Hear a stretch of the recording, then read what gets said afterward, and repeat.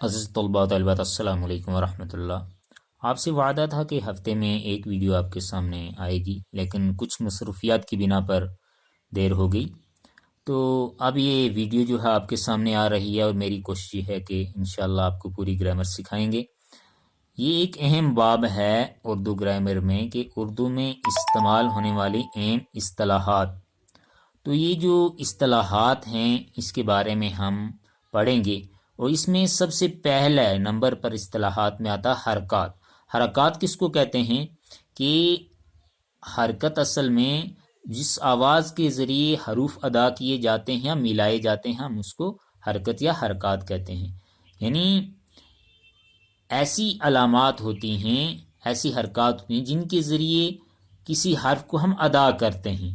مان لو ہمارے پاس ایک ہی لفظ ہے الف، لیکن اگر اس پر زبر آئے گی تو آ بنے گا، تو یہ جو اس کے اوپر زبر آئی اسی کا نام کیا حرکت ہے۔ تو اب جو 2-3 حرکات کا اس ویڈیو میں آپ کے ساتھ میں ذکر کرنا چاہتا ہوں، تو پہلے یہ نمبر پر پہلی حرکت ہے زبر۔ زبر اسے عربی میں اس کو فتح کہتے ہیں، اور جس حرف کے اوپر یہ زبر ہو اس کو مفتوح کہتے ہیں۔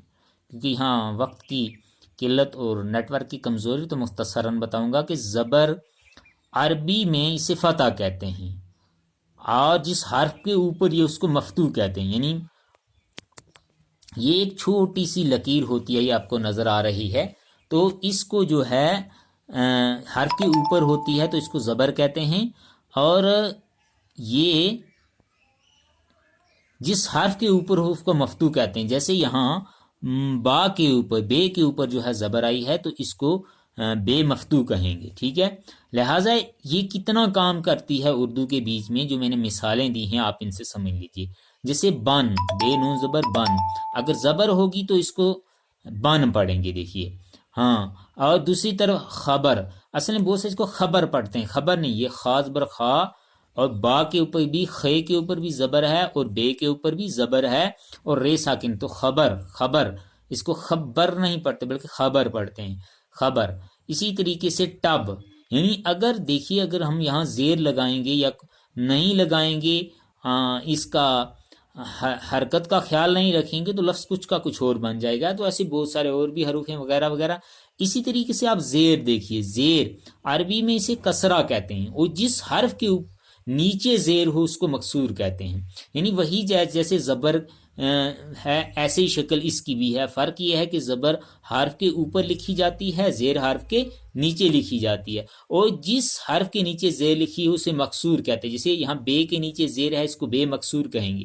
دیکھیے وہاں تھا کیا تھا لفظ بن، یہاں کیا تھا بن۔ دیکھیے بن کے معنی ہیں جنگل، اور بن کے معنی ہیں بغیر یا سوائے، تو صرف جو ہے زبر اور زیر سے کتنا معنی جو ہے وہ بدل گیا ہے۔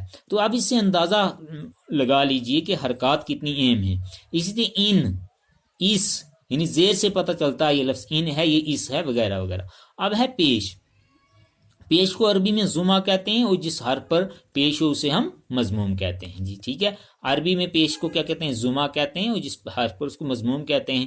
لیکن اردو میں اس کا استعمال کیسے ہو؟ جیسے اون، اب دیکھیے یہاں پر ایک لفظ تھا ان، یہاں کیا ہے اون، یعنی جس حرکت کی وجہ سے ہمیں پتہ چلا کہ لفظ کیا ہے، اور دونوں کے معنی الگ الگ ہیں، ان کے معنی الگ ہیں، اون کے معنی الگ ہیں، ٹھیک ہے ہاں۔ اسی طرح اس، دیکھیے صرف کس سے ہمیں حرکت کی وجہ سے پتہ چلتا ہے، اس قریب کے لیے، اس دور کے لیے لگتا ہے۔ اسے خدا، اس کو کچھ لوگ خدا پڑھتے ہیں، خدا نہیں خدا، خے کے اوپر پیش آتی ہے وغیرہ۔ تو اصل میں اگر ہم صحیح اردو بولنا چاہیں تو ہمیں ضرورت کس کی ہے؟ حرکات کی ہے۔ یہ کچھ 2-3 لفظ میں نے نیچے لکھے، 2-3 الفاظ، جیسے ادھر ہے نہیں، زیر سے پتہ چلا ادھر۔ عموماً یہ لفظ کمبائن میں استعمال ہوتا ہے ادھر ادھر، لیکن زیر اور پیش ہی سے پتہ چلتا ہے کہ یہ ادھر لکھا، یہ ادھر۔ ایسے عطر، کچھ لوگ اس کو عطر پڑھتے ہیں، کچھ اور پڑھتے ہیں، لیکن اس کو عطر کہتے ہیں، عطر کہتے ہیں۔ تو آئندہ بھی آنے والی ویڈیوز میں انشاءاللہ جو ہے اور حرکات جو ہیں ان کے بارے میں تفصیلی بات ہوگی۔ آپ دھیان سے جو ہے ویڈیوز کو سنتے رہیے انشاءاللہ۔ اب اور جانیے کہ ہمیں اردو کو صحیح پڑھنے کے لیے کس قدر محنت کی ضرورت ہے۔ خدا حافظ۔